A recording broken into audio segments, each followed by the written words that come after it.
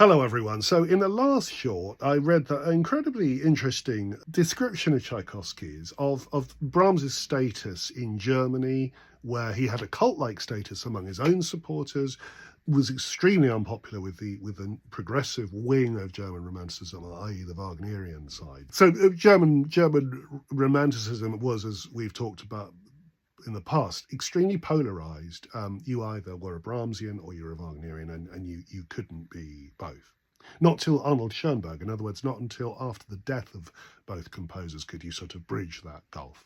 The other fascinating thing Tchaikovsky says is that although he admires Brahms as an honourable, energetic musician of strong convictions, he doesn't like his music. He's absolutely candid about that. He doesn't get it. And in fact, the feeling was mutual because Brahms didn't like, he didn't hear a lot of Tchaikovsky, he heard the Fifth Symphony and didn't like it. So they liked each other personally, they didn't like each other's music, and they were candid about it. They said so to each other. So we'll get on to some of that.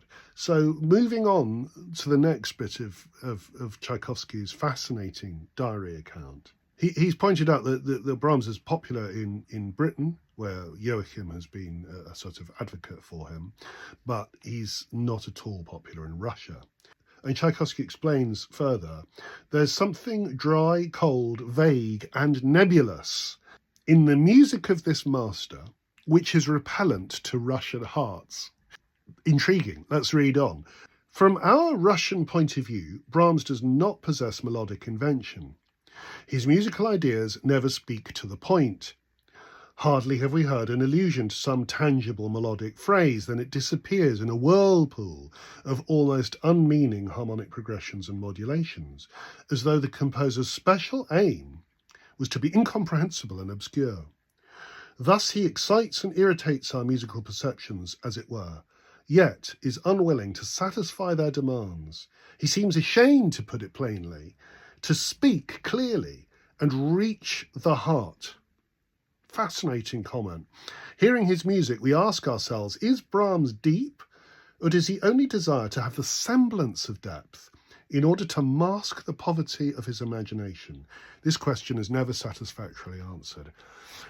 Isn't it fascinating when you go into the detail of what one great artist thinks of another, and in this case, very, very critical comments? Aren't they fascinating? What does it tell us about? I think it tells us more about Tchaikovsky than it tells us about Brahms in a curious way. We'll get onto this in the next short.